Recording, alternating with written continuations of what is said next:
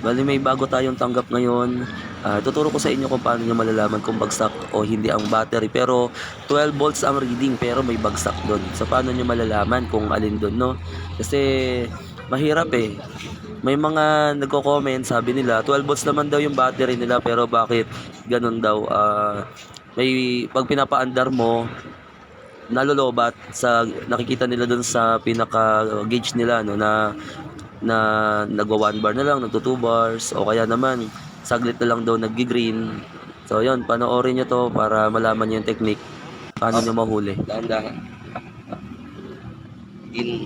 Sa fuse pa lang makikita mo na hindi nila masyadong ginagamit, hindi nila masyadong binabatak kasi hindi siya tunaw.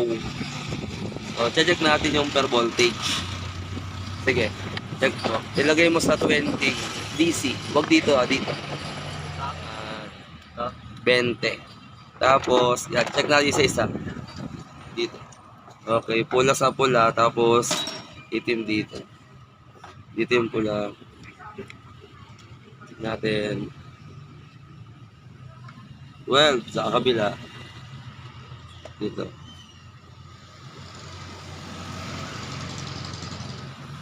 Okay.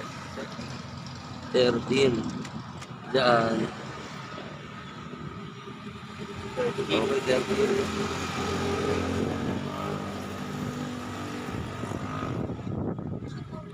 12.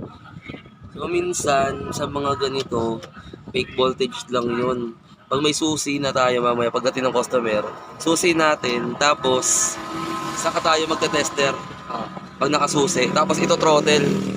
Pag tinrottle mo yan, aandar yung gulong. Pero dapat, naka-jack, nakahang dapat. Katulad nito.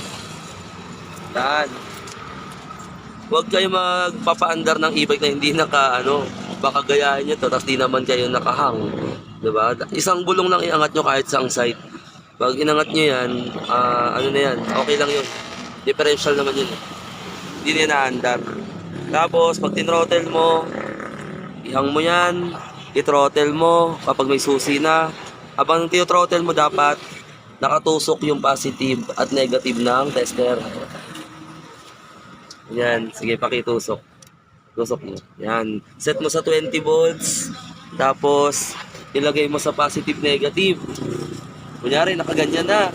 Nakita mo, 12.37, di ba? Tapos, i-throttle mo to. Pag throttle mo ganyan, aandar ngayon yung gulong. Babawas ngayon to. Pag ito, nag-11, medyo okay pa eh. Pero pag mabilis, nag-10, nag-8, nag-5 volts, sira na yung battery na tine-check mo kung nasa nakatusok mo. Ganun lahat ang gagawin mo, sunod naman, tapos throttle naman. Tignan mo, nag-12 lang siya, steady lang sa 12, point lang yung nababawas, goods yun. Tapos sunod naman ito, yan. Tapos physically check, yan, titignan mo rin kung loaded na, lobo na, kung hindi pa. Yan. Pero kasi minsan hindi nakikita sa lobo eh, minsan may patay talaga na battery, bagsak talaga. Ganun, lalo na kung 2 years pataas na rin, pwede na palitan yun. Paglobatin ka na, pag wala naman loose connection, maayos naman. Paglobatin ka na, sa battery na yun. Bago na ito. Lumupo. Try natin. Pero kahit lumupo siya, Ilagay mo dyan. Yung paa mo baka maano. Okay. lalo yung bago niya. Hindi mo nagbabago. Lalo yun eh.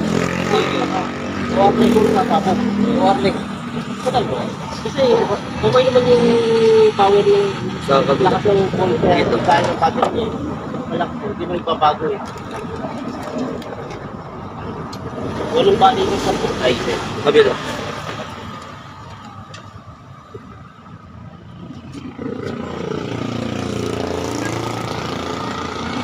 Sa last.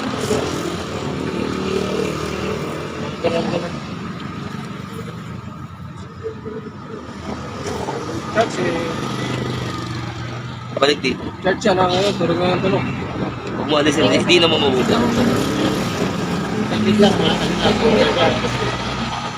Ganyan sa akin natin. Bali, ito yung battery niya.